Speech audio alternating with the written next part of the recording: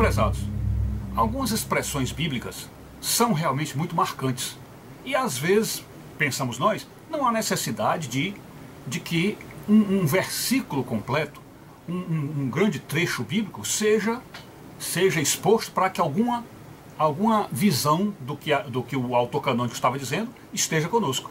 Então existem algumas expressões bíblicas realmente assim muito especiais e que elas sozinhas, mesmo sendo pequenas, curtas, elas dizem tudo, né? É o caso daquela expressão muito conhecida, muito batida, chamada Deus é amor. Então, é uma expressãozinha curta, simples e que traz uma grande lição, ou vamos dizer, uma quantidade enorme de lições para a nossa vida.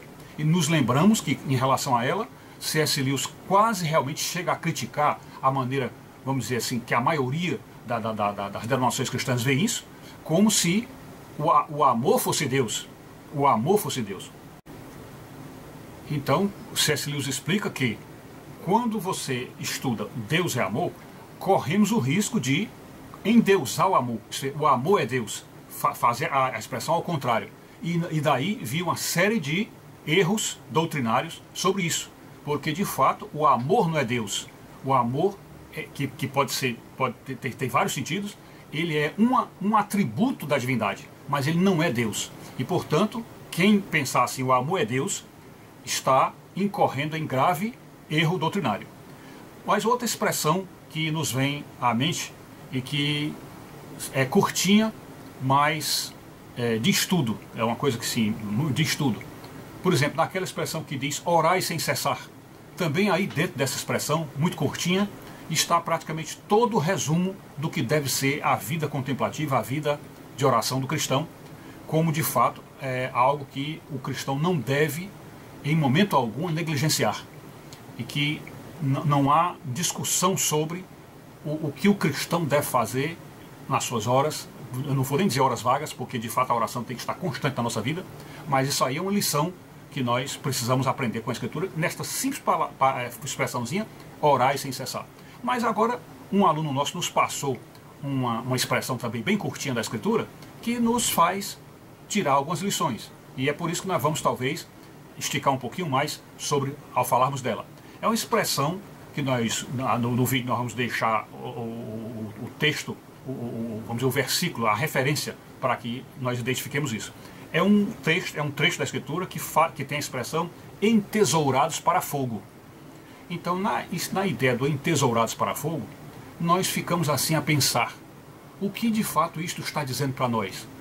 Quando a Escritura fala de que alguma coisa está entesourada para fogo, e a Escritura fala que o mundo inteiro está entesourado para fogo, todas as ruas, avenidas, praças, prédios, tudo que você está vendo, as coisas mais lindas, as pirâmides do Egito, as 7 maravilhas do mundo, tudo o que foi construído pelo homem, das maiores belezas extraordinárias, como aqueles edifícios que a gente vê lá em Dubai, né, lá na Arábia, aqueles edifícios maravilhosos, edifícios que parecem verdadeiras torres que até sobem aos céus. Então a Escritura, ao mencionar essas coisas, diz que tudo está entesourado para fogo.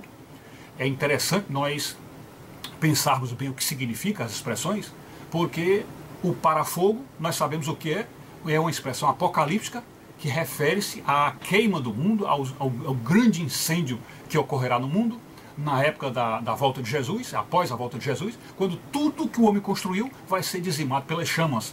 E a própria ciência já chega aqui a colar a dizer que quando houver uma explosão solar muito grande, que dizem que alguns aí já estão até prevendo, essa explosão queimará tudo e não restará nada. Mas, biblicamente, o que nós queremos pontuar principalmente é nessa questão de estar entesourados para fogo, porque entesourados significa dizer guardados em tesouro. Guardados em tesouro. Então é como se fosse o cuidado especial que Deus teve de guardar essas coisas para o fim do mundo. É como se tudo aquilo que o homem estivesse construindo de mais belo, de mais magnífico, as 7 maravilhas do mundo, as grandes torres, os grandes prédios, grandes construções, Deus estivesse guardando isso para o último dia, para serem queimados no último dia. É uma coisa interessante porque a gente fica a pensar o que haveria de propósito nesse sentido. Eu acho que é toda aquela mesma questão que nós vimos no episódio da Torre de Babel.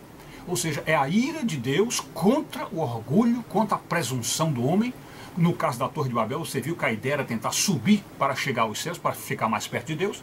E de fato, quando nós olhamos a todas essas construções do mundo, essas grandes obras onde se gastam tubos de dinheiro nisso, e esses tubos de dinheiro que poderiam ser dedicados aos pobres é gasto aí nesse luxo todo, então Deus não admite esse luxo que é em cima da pobreza dos milhares de empregados e pedreiros e mestres de obra que foram necessários ali, alguns até morreram na construção, foram necessários para fazer aquilo.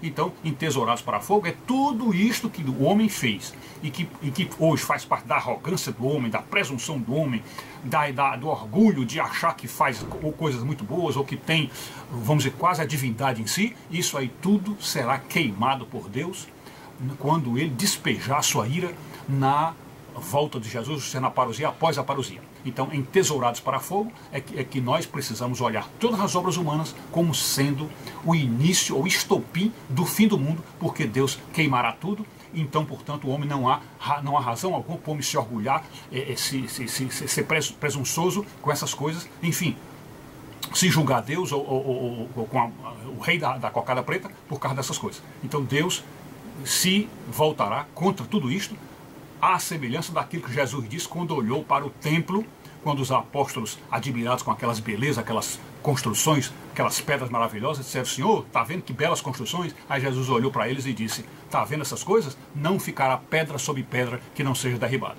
É isso, portanto, é uma profecia de Jesus para o fim do mundo.